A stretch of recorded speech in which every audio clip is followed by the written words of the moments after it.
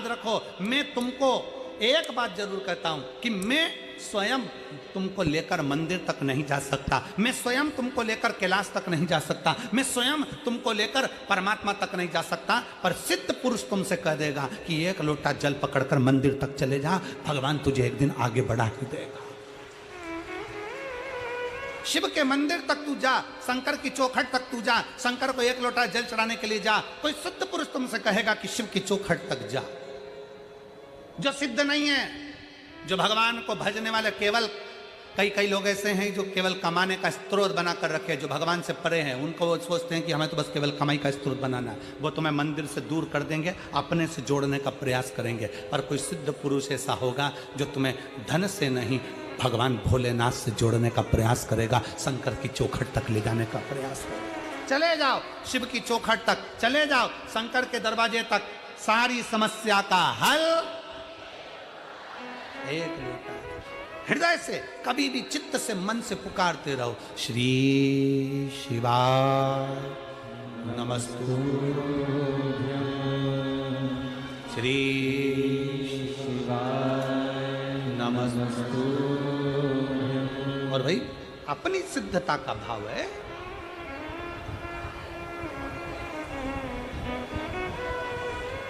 कितने लोग हैं जिनके दरवाजे पर श्री शिवाय नमस्तुभ्यम लिखा है? हाथ उठाइए। बहुत बढ़िया, एक बार सबके लिए जोरदार ताली बजाओ, साधुता है। बहुत बहुत साधु। अपनी चौखट पर श्री शिवाय नमस्तुभ्यम। एक पति पत्नी कोई दिल्ली से आते हैं यहाँ पर, प्रत्येक कथा में, यहाँ आसपास की जितनी कथा होती है उसमें वो आते हैं, झोला भरकर श्री शिवाय नमस्तुभ्यम लेकर आते हैं, चिपकाने वाला, और निःशुल्क बांटते हैं। एक बार उनसे हमारे कार्यकर्ताओं ने पूछा समिति के कि तुम ये क्यों बांटते हो? उन्होंने कहा मैंने तो केवल श्री शिवाय नमस्तुभ्यम केवल एक मंदिर के दरवाजे पर चिपकाया था, और बाबा के दरवाजे पर एक बार लगाया, उस दिन से मेरे बाबा ने जैसे मेरा हाथ पकड़ा, आज तक मुझे नीचे नहीं आने दिया, और बाबा की कृपा से मेरा गाड़ी बंगला सब हो गया। एक श्री शिवाय नमस्तुभ्यम हमारे दरवाजे पर हम लगाते हैं, ये हमारा विश्वास, ये हमारी दृढ़ता है, ये हमारा भरोसा है, ये हमारे मन का भाव है, ये हमारे मन की शुद्धता।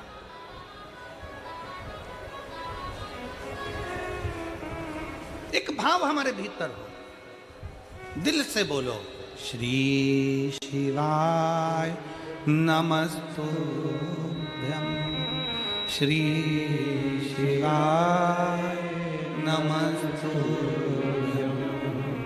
श्री शिवाय नमस्तुभ्यं, श्री शिवाय नमस्तुभ्यं, श्री शिवाय नमस्तुभ्यं, श्री शिवाय नमस्तुभ्यं, श्री शिवाय नमः।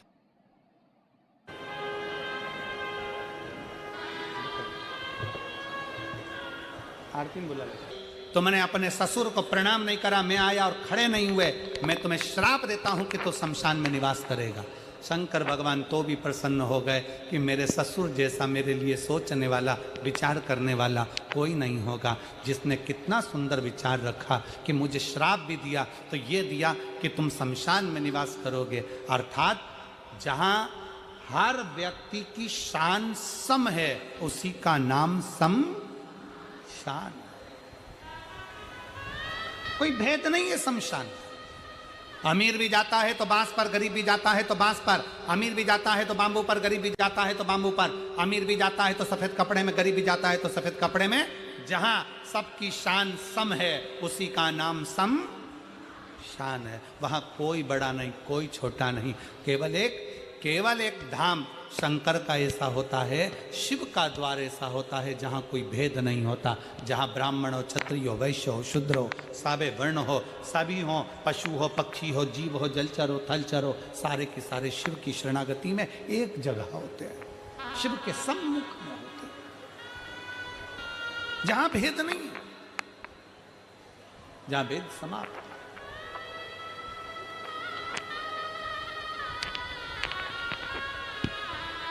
शिव की शरणागति श्रेष्ठ। दक्ष प्रजापति ने श्राप दे दिया, शिव तो भी अपमान सहकर भी भगवान शंकर कभी अपशब्द नहीं कहे। शिव का जो भक्त होता है, शंकर को चाहने वाला होता है, भी कथा के प्रारंभ में कहा था, शंकर भगवान अगर विष पीते हैं तो शिव का भक्त भी ऐसा होना चाहिए, कोई कुछ बोल भी दे तो उसको सुनकर यहां से सुना यहां से निकाल अपने भीतर उतारा।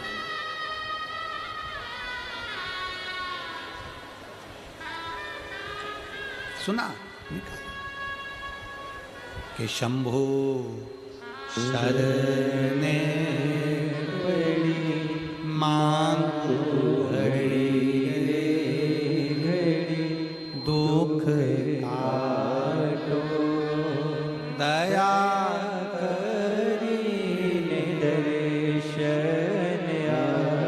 कुछ नया यज्ञ की रचना करी और बड़ा विशाल यज्ञ की रचना करी। उस यज्ञ की रचना करने में सबको आमंत्रित करा, पर शिव को कोई निमंत्रण नहीं दिया। शंकर का कोई आमंत्रण नहीं, शिव जी का कोई निमंत्रण नहीं। बड़े दुख शंकर जी को नहीं था, दुख था माता सती को। सबको निमंत्रण दिया पर मेरे पति को नहीं बुलाया। जरा पिता से बात करने तो जाऊंगी, बोलने तो जाऊंगी।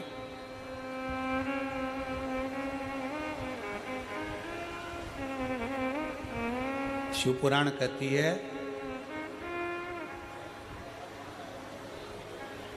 मान लो कहीं शंकर की अगर निंदा चल रही हो या शंकर के लिए अपशब्द कहा जा रहा हो, वहां जाना भी नहीं चाहिए,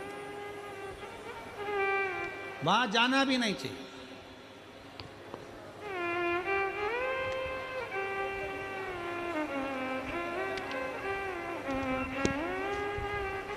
अगर शिव की कोई निंदा कर रहा है, शंकर की कोई निंदा कर रहा है, वहां जाना भी नहीं, उठकर चले जाओ वहां से, वहां में बैठना भी नहीं, वहां पहुंचना ही नहीं।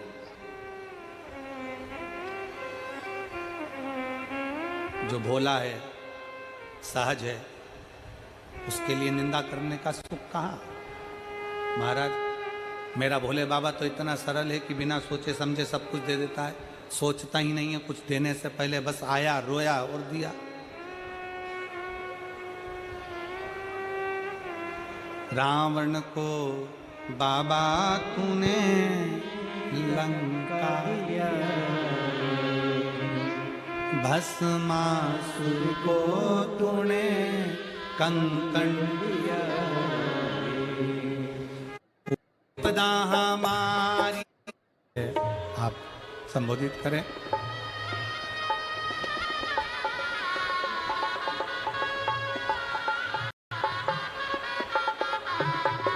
और मंत्री जी के बाद में मैं गुड़गांव से आए हुए विधायक महोदय जी से मैं निवेदन करूंगा, वो भी अपने 2 शब्द यहाँ पर कहें।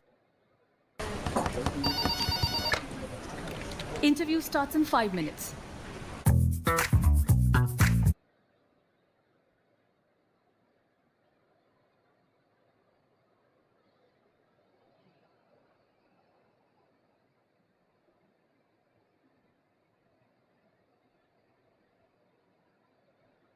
पिन बैठी हूँ बुलबुल जी तो हाथ हिला सकती हूँ। मैं बुलबुल पिन गांव की रहने,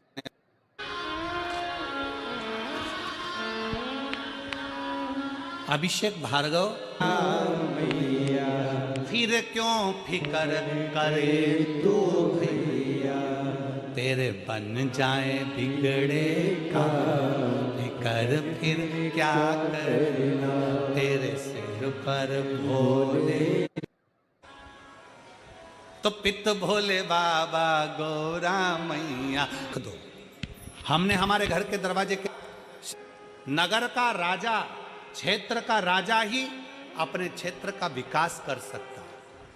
मैं माननीय यहाँ के मुख्यमंत्री जी को साधुवाद देता हूँ, धन्यवाद देता हूँ माननीय नायक सिंह सैनी जी को कि आपकी चित्तवृत्ति में शिव ऐसा ही समाहित हो और आप ऐसे ही नवयुवक बेटा बेटी के लिए आगे बढ़कर कार्य करते रहें। एक बार जोरदार ताली बजाकर उनके लिए साधु।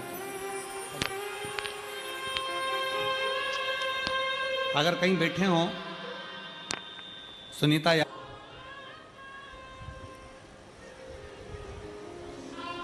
माठी ब्राह्मण की पत्नी ने माठी से कहकर तप साधना प्रारंभ करी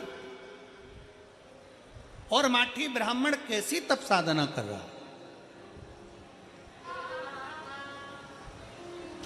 कैसी तप साधना में लीन हुआ है। माठी ब्राह्मण की कथा बहुत लंबी है, इसको कल की कथा में भी अपन श्रवण करेंगे, उसका स्मरण करेंगे कि एक ब्राह्मण का कर्तव्य क्या है। एक ब्राह्मण देवराज है, एक ब्राह्मण बिंदुक है, इनका भी चरित्र आता है। देवराज भगवान शंकर की अविरल भक्ति में कभी नहीं डूबा तो भी माता के जल चढ़ाने से परम धाम चले गए। बिंदुक नाम का ब्राह्मण चोरी का धन लेकर जा रहा था, जल में गिरने के कारण बस उसको प्रेत की योनि मिल गई। पत्नी चंचुला देवी ने उसके लिए शिव महापुराण की कथा करवाई और उस कथा का फल यह मिला कि वो प्रेत योनि से मुक्त हुआ, प्रेत योनि से मुक्त हो गए। स्वयं देवाधिदेव महादेव भगवान शंकर, पार्वती जी, ईश्वर जी और गोरा जी बनकर